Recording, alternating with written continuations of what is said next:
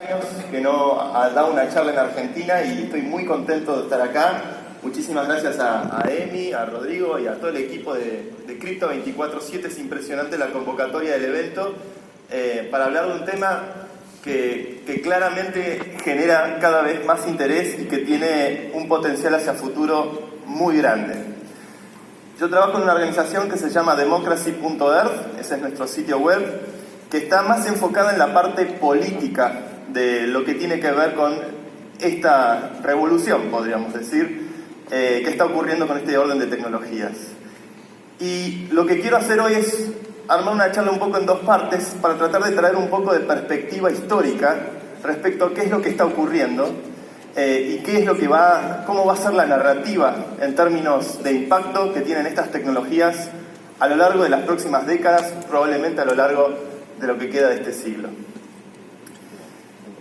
Uno de los temas que son cada vez más relevantes cuando estamos hablando sobre cripto, sobre blockchain, sobre Bitcoin, en las redes sociales, en las diferentes conferencias, nos estamos dando cuenta que el principal desafío sobre estas tecnologías es la gobernanza, cómo gobernarlas.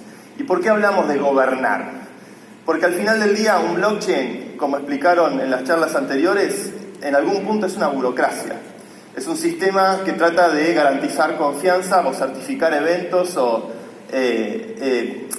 garantizar el funcionamiento de una economía, pero al final del día también eso requiere ser gobernado. Y el problema de la gobernanza es que la podemos mirar en dos partes. Cómo gobernar los blockchains y cómo usar los blockchains para gobernar las instituciones preexistentes o incluso pensar nuevos modelos de institucionalidad. Y el dilema de la gobernanza es que tiene dos caras en el mundo que vivimos. En algún punto son dos caras que están un poco en conflicto entre sí, que es el mundo de la tierra, el land en inglés, y el mundo del cloud, la nube. En esos dos mundos convivimos. El mundo de la tierra es el mundo de los gobiernos, de los estados nacionales. Es el mundo que trata de gobernar nuestros cuerpos, que trata de gobernar el territorio, que trata de gobernar lo físico, lo material. Y en el mundo de la tierra lo que estamos percibiendo es que hay una crisis en las democracias contemporáneas. La elección de líderes autócratas, el resurgimiento de líderes que parecieran no adherirse a las reglas de juego de la democracia en países como Estados Unidos o lo que ocurrió recientemente en Brasil, despierta alerta sobre el estado de la democracia en el mundo del territorio, de la tierra. La participación en las democracias más, se supone, avanzadas, desde la década del 70 hasta el día de hoy, la cantidad de participantes que va a votar efectivamente en los procesos eleccionarios va cayendo drásticamente.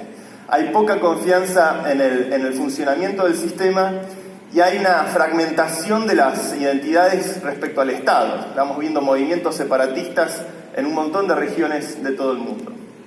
Entonces estamos en un territorio, en un mundo del territorio que está en una crisis. Y por el otro lado, en el mundo del cloud, en el mundo de las nubes, es el mundo de las corporaciones. Es el mundo que no está en la parte física, sino que está en el orden de la información.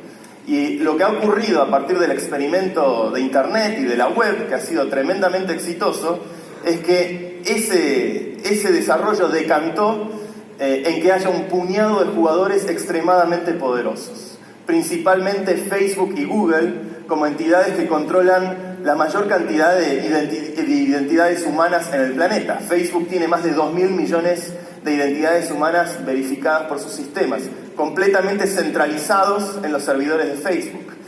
Lo mismo ocurre con Google, también en un número similar de la cantidad de direcciones de correo electrónico, de identidades que registra dentro de su base de datos. Estos son más identidades que el Estado de China, estos son más identidades que las principales religiones del mundo, controladas por un puñado de compañías en Silicon Valley que tienen un poder orwelliano sobre nuestra actividad, sobre nuestra vida privada, sobre nuestra información, sobre nuestros datos, sobre lo que está escondido en nuestra cabeza. Y estamos en un momento donde también esto está en tela de juicio y que se están haciendo colapsar mutuamente el cloud y el territorio. Nos enseñan en el colegio, cuando tomamos lecciones de geografía, que vivimos en un mundo así.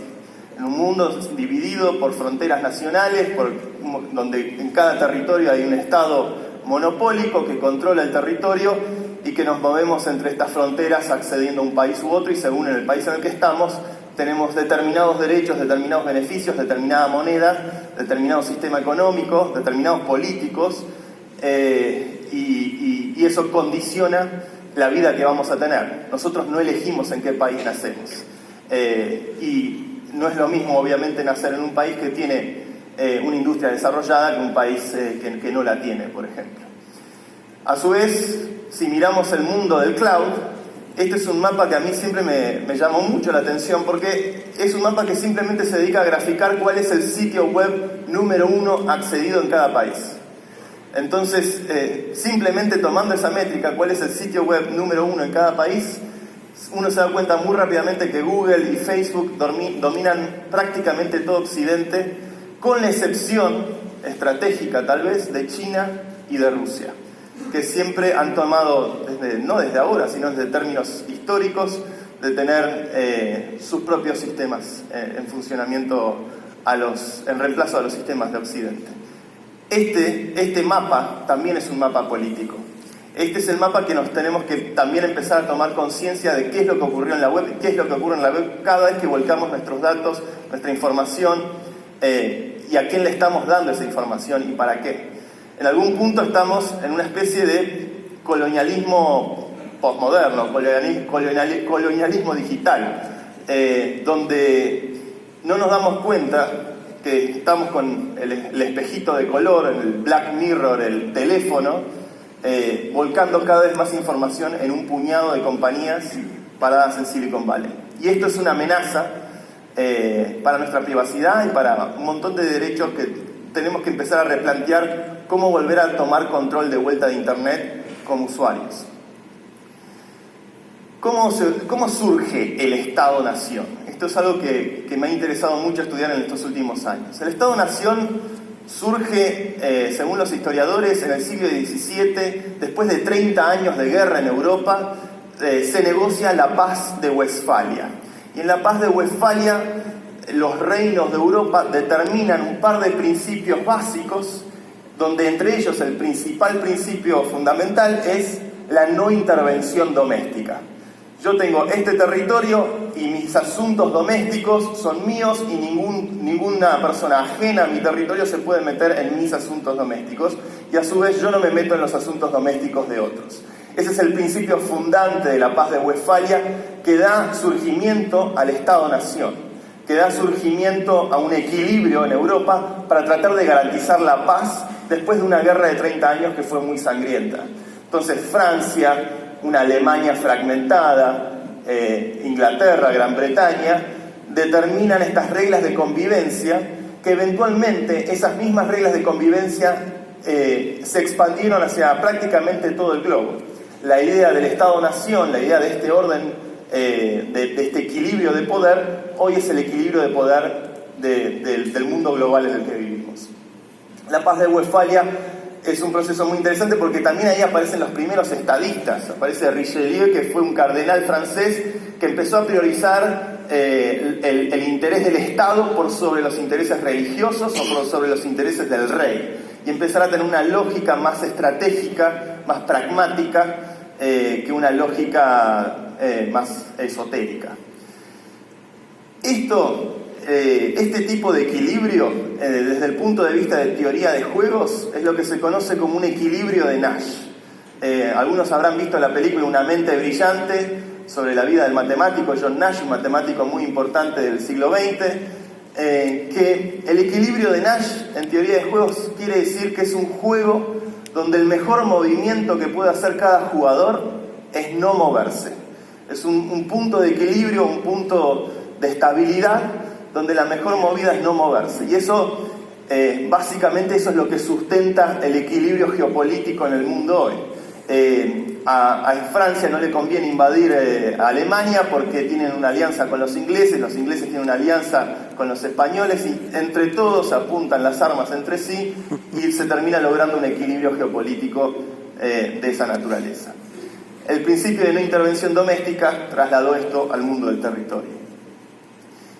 Con la evolución del Estado-Nación, lo que termina ocurriendo cuando aparece el concepto de papel moneda, de hecho el papel moneda era muy sospechado, como hoy algunos sospechan las criptomonedas, en el siglo, por ejemplo en el siglo XVIII, Benjamin Franklin, que en su tumba dice imprentero, él era un imprentero, tenía una imprenta, él escribió muchos artículos en defensa de la idea del papel moneda, porque había que tener un sistema más eficiente para el intercambio, que no fuera a llevar monedas de oro o monedas de plata, que es costoso, y que permitiera hacer transacciones más escalables y tener sistemas de seguridad que si te roban el papel moneda, al menos no te están robando explícitamente el oro que respalda ese papel moneda.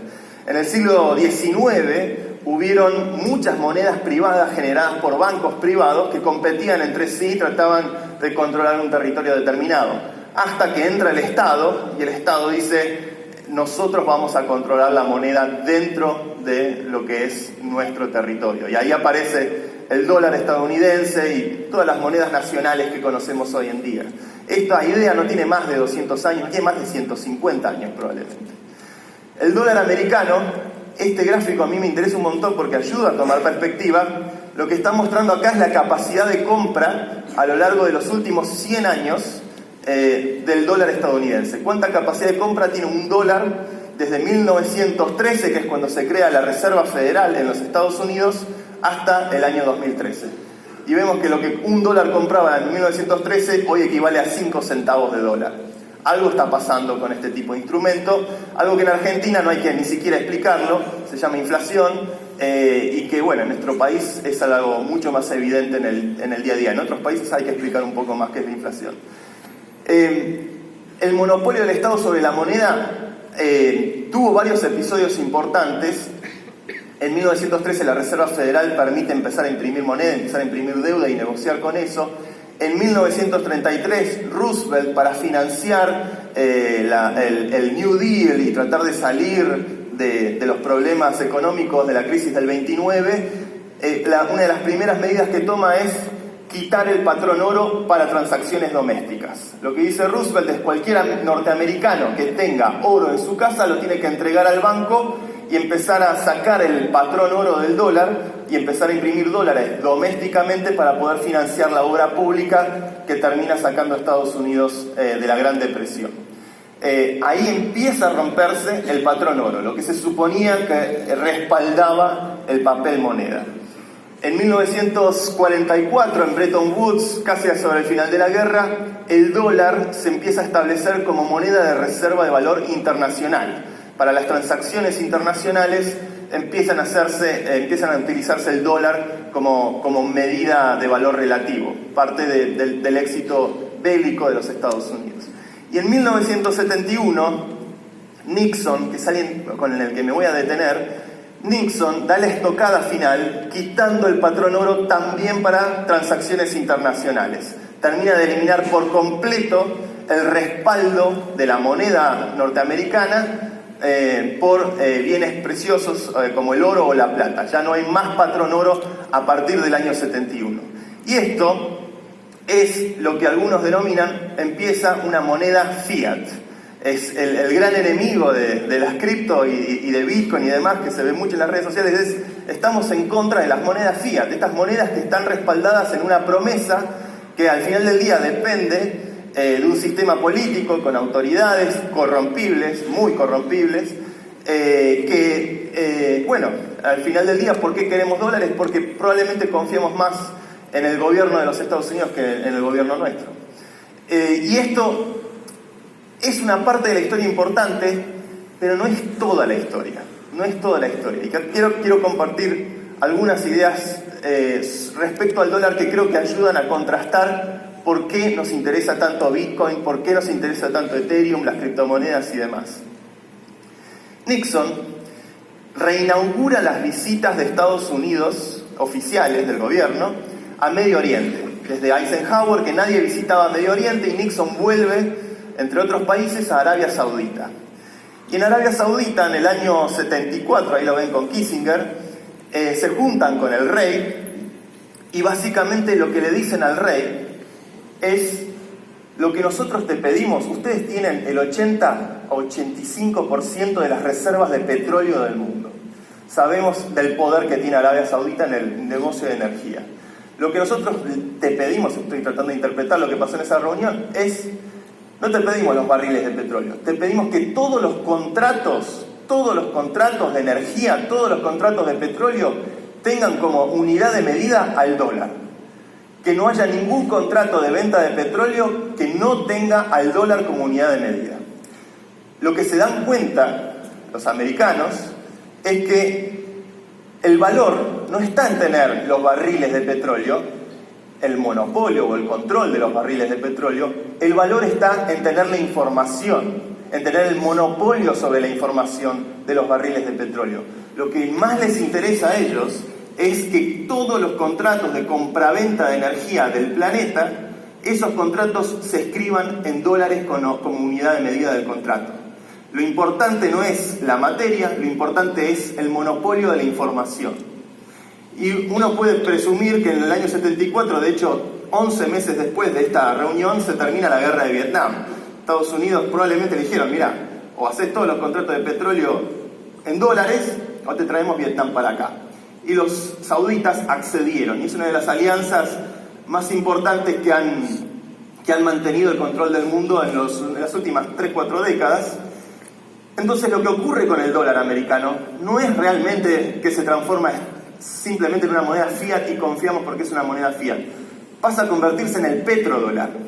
Y el petrodólar es una moneda respaldada por energía, es una moneda que trata de monopolizar el ámbito de la información. Y esta es una de las cuestiones del capitalismo que es importante entender. El capitalismo no es un sistema de incentivos. Los economistas están obsesionados en describir al capitalismo como un juego de incentivos y al final del día terminan explicando los sistemas económicos como si fuese por izquierda, diciendo que hay una lucha de clases, o por derecha, donde hay una mano invisible que ordena el mercado, pero esos dos conceptos son simplemente fantasías que se ajustan bien a una corriente ideológica determinada. Los sistemas económicos no están basados en incentivos, están basados en la información, en el juego desde el punto de vista de la teoría de la información y lo estratégico que es controlar la información por sobre el control de los recursos materiales. De hecho, cuando los gobiernos comunistas tratan de expropiar los medios de producción, creen que van a tener la misma capacidad de producción que esos medios tenían antes con sus propietarios burgueses empresarios, y lo que termina ocurriendo es que la producción termina cayendo, porque el valor está en la información, en el conocimiento, no está directamente en los medios de producción. En esa creo que Marx se equivocó. Y lo que termina, cualquier país que osó decirle a Estados Unidos que no van a usar más el petrodólar, Saddam Hussein en 1990, Gaddafi en el 2010, Gaddafi quería hacer contratos de petróleo con oro y con euros, ¡pum! Fire and Fury, airstrikes, aviones, los derribaron inmediatamente. Política de Estado, no te podés meter con el petrodólar. Esta idea de lo trascendente que es la cuestión de la energía en el funcionamiento de los mercados me lleva de vuelta a hacer una observación sobre Bitcoin. Habrán visto muchos artículos que hablan sobre el rol que tiene el consumo de energía que lleva el uso de los blockchains, el uso de Bitcoin, el minado de Bitcoin. Y es verdad, lleva un consumo de energía que va en crecimiento exponencial porque hay cada vez más competencia, más capacidad de cómputo, tratando de hacer que esta red sea la red más con mayor capacidad de cómputo del planeta, lo cual garantiza que esa red, en un mundo de información, sea la red más segura del planeta. Quien tenga mayor capacidad de cómputo tendrá mayor nivel de seguridad. Ahora, esto impacta en un consumo de energía que va creciendo, pero lo relevante de esto es que con Bitcoin, por primera vez, tenemos un instrumento monetario donde podemos decir exactamente cuánta energía lleva a hacer cada transacción. Si lo comparamos con el petrodólar, es mucho más eficiente y nos da mucha mayor resolución sobre el uso de energía que estamos teniendo en nuestra economía y el uso de energía que estamos teniendo en el planeta, a partir del hecho de que podemos medir efectivamente cuántos gigawatts, terawatts implica hacer cada transacción con Bitcoin. Y este nivel de resolución, este nivel de poder contabilizar energía, le da a Bitcoin un sentido estratégico al mismo nivel que el petrodólar, sino considerablemente superador, porque Bitcoin es intrínsecamente un instrumento digital, un instrumento electrónico. El dólar es una ficción. Gracias. Hay alguien que quiere destruir al petrodólar, estoy con vos. La caída del muro de Berlín. La caída del muro de Berlín es un evento cuyas consecuencias estamos sintiendo al día de hoy todavía. Y es verdad, la caída del muro de Berlín fue un evento que muchos interpretan como la caída del bloque soviético. Yo creo que la demostración del fracaso del comunismo fue la creación del muro de Berlín. La caída del muro de Berlín es un evento geopolítico que implica la caída de un sistema económico, pero que tal vez tengamos que pararnos y observar desde una perspectiva más amplia como el primer evento de una tendencia megapolítica global que puede ser la tendencia del fin del Estado-Nación. Y esta es la idea que quiero transmitirles hoy. Cuando cae el muro de Berlín, por un instante pensamos que la humanidad era esto. Ganó el libre mercado, el fin de la historia, Bill Clinton, Mónica Lewinsky, rock and roll, hasta la crisis de las hipotecas del año 2008. La crisis de las hipotecas del año 2008 es un evento muy trascendente porque es el año 2008 donde aparece Bitcoin, donde aparece Satoshi Nakamoto. Este gráfico acá a mí me encanta porque muestra la cantidad de dólares que la Reserva Federal Americana, la base monetaria de la Reserva Federal Americana, iba imprimiendo en su estrategia de quantitative easing, como le gusta llamar a los banqueros, hasta que en el año 2008 se les vino un quilombo enorme con el tema de las deudas de las hipotecas, los subprime mortgages, etcétera, etcétera, y tuvieron que imprimir a lo bestia. Se les fue la máquina, la reglita del quantitative easing se les fue el carajo, y empezaron a imprimir billetes para poder rescatar a algunos de los bancos. A otros les soltaron la mano como Lehman Brothers y a otros los rescataron. Entonces, en esta gran crisis monetaria norteamericana, es en este contexto hermoso que aparece Satoshi Nakamoto, pero al mismo tiempo los chinos y los rusos dicen, bueno, ahora nosotros somos potencias nucleares, Estados Unidos no nos va a joder tanto y vamos a empezar a hacer contratos de energía sin usar dólares. De hecho, China y Rusia se compran energía entre sí, están respaldando estos contratos en yuanes, la moneda china. Los rusos están dispuestos a aceptar estos contratos en yuanes porque los chinos están respaldando el yuan con oro. Y los rusos son los mayores hoarders de oro del mundo. Entonces hay un surgimiento de Rusia y de China como alternativa al equilibrio del poder norteamericano muy llamativo. ¿Qué es lo que ocurrió en 2016 con la elección de Donald Trump? Que creo que en algún punto, si miramos la vida de Putin como agente de inteligencia de la KGB, que data de los 70s, 80s hasta el día de hoy, de hecho la KGB, o mejor dicho, la mafia rusa,